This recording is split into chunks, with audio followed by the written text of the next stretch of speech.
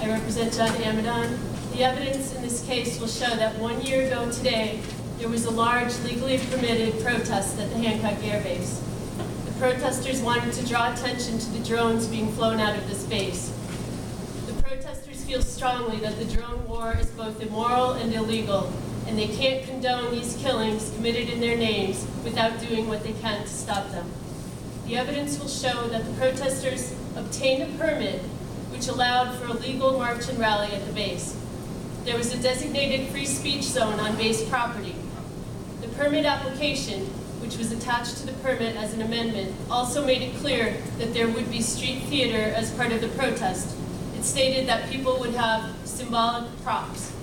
As will be seen, these symbolic props included cardboard coffins symbolizing those killed by drones, and black head coverings worn by many of those carrying the coffins.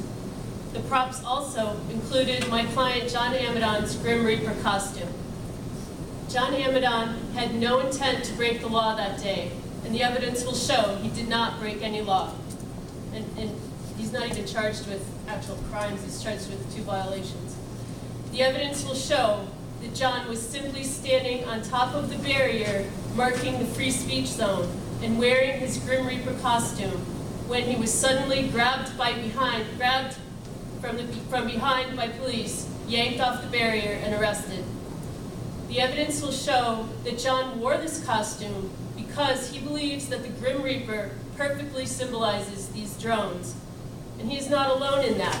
In fact, one of the Air Force drones is named the Reaper, and the Navy uses the Grim Reaper, hood and sign and all, as the logo for its drone program.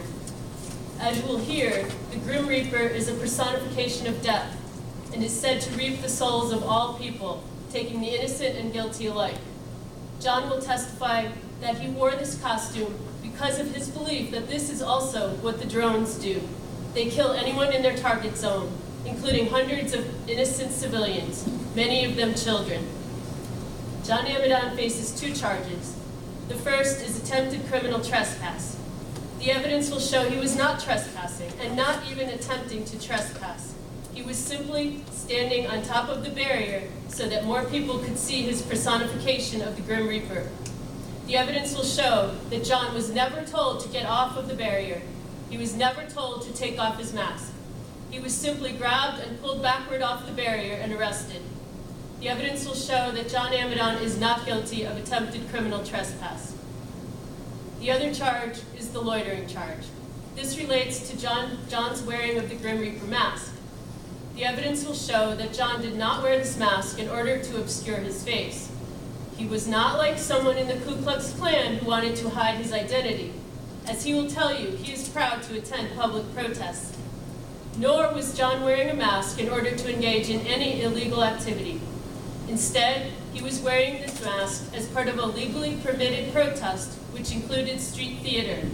He was wearing the Grim Reaper costume because it symbolized what the drones mean to him, and he wanted other people to make that connection. If the loitering statute is construed in such a way that it makes this illegal, then that statute violates the First Amendment of the United States Constitution. The evidence here will show that the only proper verdict is not guilty on both counts. Thank you.